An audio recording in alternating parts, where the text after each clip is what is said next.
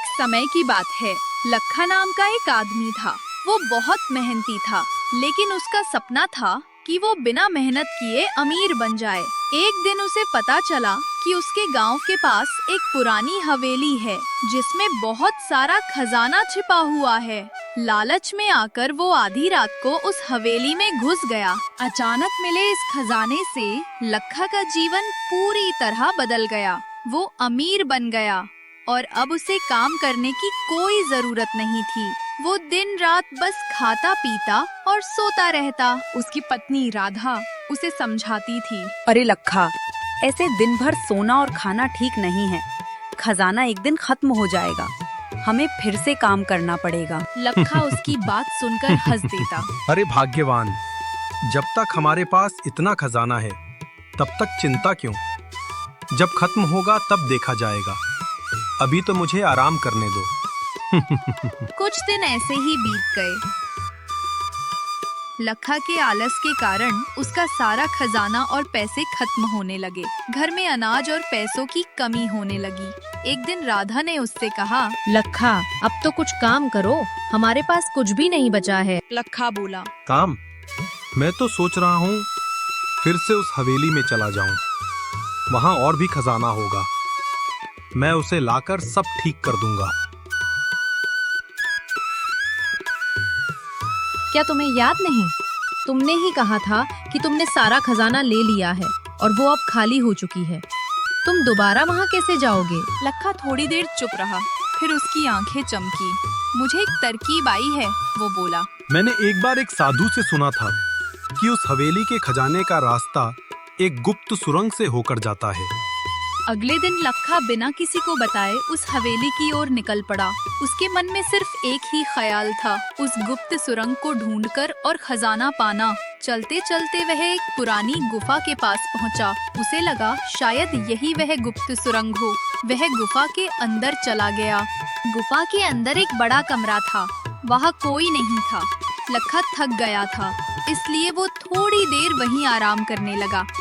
अचानक उसे दूर से एक साधु दिखाई दिए, जो धीरे धीरे उसकी तरफ आ रहे थे। अरे साधु महाराज, आप यहाँ मिल गए।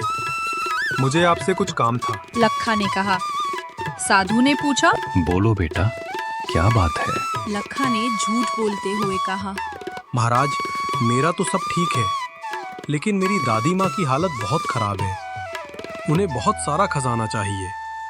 क्या आप मुझे गुप्त सुरंग का रास्ता बता सकते हैं? साधु ने सब कुछ जानते हुए भी कहा, बेटा, ये खजाना खुद ही जरूरतमंदों को चुनता है, पर फिर भी तुम पूछ रहे हो तो सुनो। याद रखना, अगर तुमने लालच किया तो तुम इस मायाजाल से कभी बाहर नहीं निकल पाओगे। लखा ने साधु से गुप्त सुरंग का पता पूछ लिया और घर लौट आया। लखा घर आकर अपनी पत्नी से बोला, मुझे खजाने का रास्ता मिल गया। मैंने साधु से झूठ बोलकर रास्ता पता कर लिया। राधा ने चिंता में कहा, पर लखा, झूठ बोलना ठीक नहीं है। तुम कुछ काम कर लो, वही सही रहेगा। नहीं, इतना सारा खजाना जब बिना मेहनत के मिल सकता है तो मैं काम क्यों करूं? अगले दिन लखा फिर से उस गुफा में गया। गुफा के अंदर उसे एक अजीब सा रास्ता दिखाई दिया। उसे लगा यही गुप्त सुरंग है। वो उस रास्ते पर चलता चला गया। वहाँ जाकर उसे एक बड़ी हवेली दिखाई दी, जो हीरे जवाहरात और सोने से भरी हुई थी।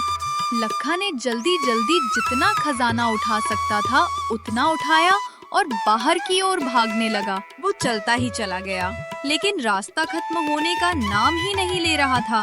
थोड़ी देर बाद उसे ध्यान आया कि वो तो बार बार एक ही जगह घूम रहा है। उसे लगा जैसे हवेली उसे बाहर निकलने ही नहीं दे रही है। लगता है मैं फंस गया हूँ। ये सब मेरे लालच का नतीजा है। उसने सोचा। दूसरी ओर जब लखा घर नहीं लौटा तो राधा बहुत परेशान हो गई। वह उसे ढूंढने के लिए उस गुफा की ओर निकल पड़ी। चलते चलते वह उसी साधु की झोपड़ी के पास पहुंची। प्रणाम साधु महाराज, आपने मेरे पति को कहीं देखा है? वह खजाने की तलाश में गए थे। तो तुम लखा की पत्नी हो? बेटा, वो लालच में फंस गया है। ये खजाना लालची लोगों को बाहर नहीं आने देता। राधा रोने लगी। महाराज, कोई उपाय बताइए। साधु ने कहा, एक ही उपाय है, जो कुछ उसने लिया है उसे वापस करना पड़ेगा। तुम्हें सब कुछ बेचकर खजाना लौटाना होगा। जब वो हवेली में पहुंची तो वहाँ एक खजाने का रक्षक खड़ा था। राधा ने उससे कहा, मेरे पति ने जितने भी हीरे जवाहरात यहाँ से लिए हैं, उनके पैसे लौटाने आई हूँ। रक्षक ने कहा। ठीक है, आप घर जाइए, ये जगह न्याय करेगी। राधा जब घर वापस जा रही थी तो रास्ते में उसे एक पेड़ के पास लखा रोता हुआ मिला। अरे लखा, तुम मिल गए, मैं कितनी परेशान हो गई थी। लखा ने रोते हुए कहा, तुम आ गई। मुझे लगा मैं हमेशा के लिए यहीं फंस गया हूँ। अब मैं कभी लालच नहीं करूँगा। दोनों खुशी खुशी घर लौट गए। लखा रोने लगा क्योंकि आप लाइक सब्सक्राइब नहीं किया।